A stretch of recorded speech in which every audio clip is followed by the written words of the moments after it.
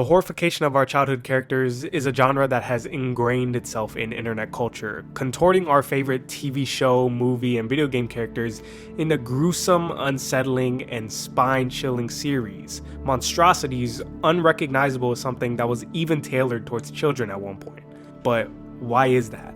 I didn't know if I was actually going to make this video. How could I try to make sense of something that was just so broad, justify a reason that this had happened? And it clearly has. I mean, look at the comparison of what got these characters popular when we were growing up to what is now the most popular thing that surrounds these characters on the internet today. It's terrifying, but has intrigued me over the last couple of months as I wondered to myself, how did this come about? Because I don't think there's just one singular reason. It's like puzzle pieces forming over years, experiences and moments being built up, leading us from the oddly weird and funny parodies of the past to the now scary but familiar transformations of character horror today. And after all my digging, I think I've solved the puzzle. And honestly, it tells a truth about us as people, and the even more surprising truth that lies behind these character abominations and the fandoms that surround it.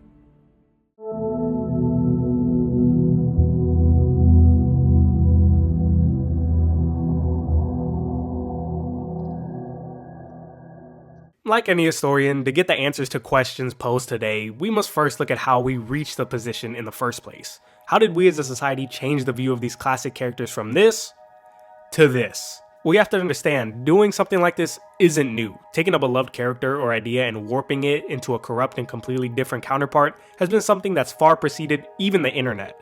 The human mind is just naturally intrigued of going against the norm and seeing things from a darker, more macabre perspective. We can look at our own society's works for many examples of this, from movies, to music, to stories, and in our art. Many of the most famous take the popular and normal and completely deform it, changing it into something new and opposing the straight path. One of my all-time favorite movies, Fight Club, was a counterculture darling. A movie never about reaching the top of society, but instead almost purging yourself of worldly possessions and embracing destruction in one's life and in themselves. And this is actually something that the horror shift our childhood characters have experienced today is very akin to. As video games and cartoons became much more mainstream and had massive broad appeal, taking these normally brightly colored, nice and cute looking characters and turning them into something horrific is as counterculture gets. But in the 2000s, this was confined to either your personal works and fantasies or maybe small corners of the internet on random websites, and people rarely shared it. But things began to change. Kids were growing into teens and adults, and the color plush world of cartoons was no longer something as appealing. There was something much more chaotic brewing, a place where the smallest ideas could spread like fire amongst dry grass. The internet finally exploded onto the scene. A creative and unfiltered Wild West in the mid to late 2000s, the internet was full of new life and mixtures of people that would have never crossed paths in normal day-to-day, mainly due to the rising popularity of internet forums like 4chan, Reddit, and MySpace, opening people to new ideas and genres, and communities began to form and flourish. Still very small, but able to spread their ideas amongst other like-minded individuals. These things, yes popular in their own bubbles, never would really branch out into the mainstream eyes. Luckily, around the same time these websites began to grow, other social media platforms that were more video and photo-centric began to rise in mainstream popularity increasingly quick. YouTube and social media platforms like Instagram and Twitter helped to amplify the reach that any one individual or idea could have. As at the turn of the decade, the internet would see the first big horror phenomenon sweep the nation, in the form of horror stories called creepypastas. Short, terrifying stories with characters and monsters with descriptions and depictions straight out of hell. The seeds of ideas that had been held in obscurity in web forums were now being shared and enjoyed by hundreds, no thousands, no millions of people all across the web. The internet went through a sort of renaissance. Through this time, especially on social media platforms, things were not moderated as tightly as today. A lot of weird stuff slipped through the cracks, and the idea of a beloved childhood character becoming corrupt fit perfectly into the aesthetic the internet was developing around this time. Some of the most famous creepypastas in the early 2010s, not named Slenderman, revolved around some of our biggest childhood characters. Sonic.exe was a story about a Sonic game that was corrupted, the main character now becoming an antagonist and creating a living hell for the rest of the characters, all the while playing the role of a very demonic and evil spirit. Ben Drowned followed a similar fashion with the corrupted Zelda cartridge, which housed the spirit of a young boy. This one was my personal favorite because it was just grounded enough to be believable, and that made it just 10 times scarier. And the most famous of them all, Squidward's which followed the story of a lost SpongeBob episode being shown to kids, but the only thing was it seemed very different from others in the series, as Squidward would be shown with red shot eyes and a black aura before grabbing a shotgun and partaking in the act the story's named after. And these would only grow further in infamy when online creators would upload basically mock-up creations of these stories brought to real life. Sonic.exe was a game you could actually play and was outstandingly done for the time. And it was perfect timing as well, since horror gaming was exploding onto the scene with creators like PewDiePie and Markiplier leading the way. And this influence began to spread far beyond games. Animation began to take a much more darker and adult-themed aesthetic. Even comedy on the internet was more molded with the times, now focusing on becoming much more shocking and edgy to appeal to the teen audience that flooded social media platforms. And all the while, kids began to become more attached to these things as internet culture became a counter to what was popular in mainstream. It's clear that generations of kids grew up on this horror and overall weird shit, holding these times dear to their heart and remembering it as great memories, and this has only continued to grow over the last decade. But I will say now that it is somehow a little different. I like to believe that this aesthetic is no longer fueled by a resistance or just being scary for the sake of being scary like it was when I was growing up on the internet. I believe it's now instead due to a love and nostalgia for these characters in a really weird and messed up way. It's very easy to see that the care that goes into these stories or in animations are all so well done with what seems like hundreds of hours put into them. You just don't do that because it's cool, because it follows the aesthetic of what's going on today. You do that for the love of a character, not only in their purest form, but from the memories you have when you grew up in that era of terrifying fusions being born. In a lot of ways, the character horror we see today is nostalgia in its darkest form. Frightening, scary, but with genuine love and care. And I thought it would be fun if we could look at some of my favorite iterations of horror on these characters, and just look at the amazing amount of work and dedication these fandoms have put into these medias, and just enjoy them. So let's go ahead and get started. SpongeBob and his place in internet culture has always been strong, with his meme ability solidifying him as an internet and worldwide icon. Users have taken full advantage of this virality. There's hundreds of SpongeBob memes, but you may not know of the lower subset of horror memes surrounding SpongeBob in schizophrenic SpongeBob memes and oh, that's real nice, which really don't use characters as antagonists, but instead uses their meme ability to portray scenarios of intense horror. If you haven't heard of the two, schizophrenic SpongeBob uses SpongeBob character cutouts to portray terrifying scenarios that you would see in horror movies. Instead of allowing the user to put themselves in that position of the character, it uses the animation of SpongeBob, or Patrick, or even Squidward. As for the toilet SpongeBob meme, it's my personal favorite across any genre. It's an image of a SpongeBob background fish reacting to something in a toilet stall, but people instead started using it as an information rabbit hole dump, giving real life horror stories and crime cases along with random morbid facts.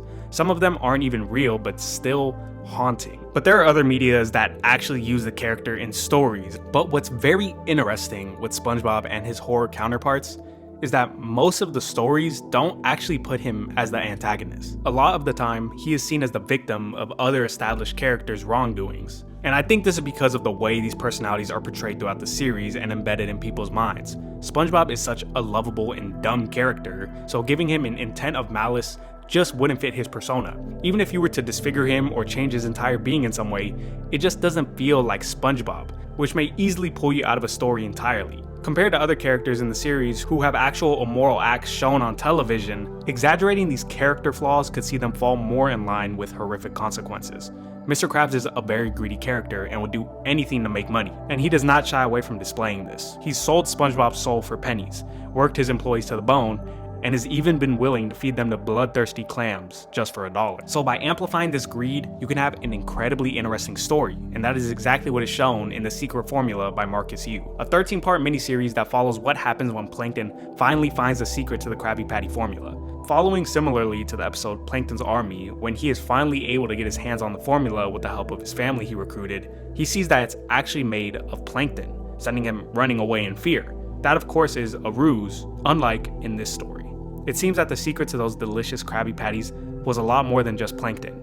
This series is actually very graphic and somewhat grounded in reality, at least for the rules of SpongeBob. Krabs is portrayed as a monster overcome by greed, using any means necessary to keep collecting cash even if it comes at the torture of his best employee.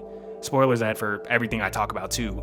But as Plankton travels the rock bottom in search of SpongeBob, it's revealed Krabs has been harvesting SpongeBob's flesh for Krabby Patties, again putting SpongeBob in a victim position. Moving away from SpongeBob, another innocent character that has seen quite the drastic change is the lazy but comical Garfield, an orange cat that has been a comic staple since the 1970s. But sometimes all it takes is one post, one seemingly random joke or idea to change the way an entire generation views a character. From all my research, it seems that this comic right here, an 11-panel comic about John coming back to his home to see Garfield had gotten so hungry he ended up eating the entire house, was just a spark needed to years later create the vortex of nightmares that is r/I'm Sorry John. Taking the words from that original comic and twisting it into something hellish, I'm Sorry John has grown from the simplicity of Garfield into these absurd and graphically gruesome atrocities. The subreddit itself is a place where amazingly talented artists come together and show their works of Garfield, who most of the time tends to be turned into the embodiment of nightmare fuel, as he's either torturing, terrorizing, or about to annihilate John Arbuckle. I mean, just listen to the description of this subreddit. Garfield has abandoned his limited form and he is beautiful. Surrender yourself to him and be saved. Here we celebrate our favorite cosmic entity with catitude.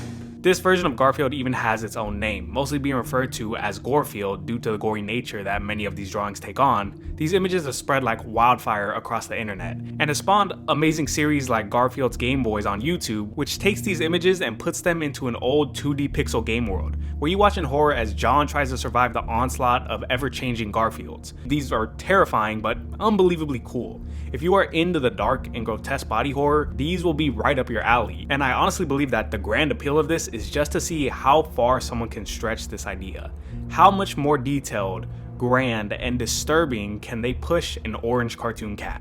And oh my gosh, you will not believe some of the art that is made. Like, absolutely phenomenal. But future civilizations will definitely look at this and wonder if we were all insane. And real quick, while researching about this, I came across this image that linked me to a site called Garfield minus Garfield that, according to the website's own words, is dedicated to removing Garfield from Garfield comic strips in order to reveal the existential angst of a certain young Mr. John Arbuckle. It is a journey deep into the mind of an isolated young everyman as he fights a losing battle against loneliness and depression in a quiet American suburb. And as I flicked through the seemingly never-ending amount of comic strips, I thought to myself, this entire thing is insane, but oddly sad. Like, just looking at John there all alone with no Garfield really just puts into question his entire life.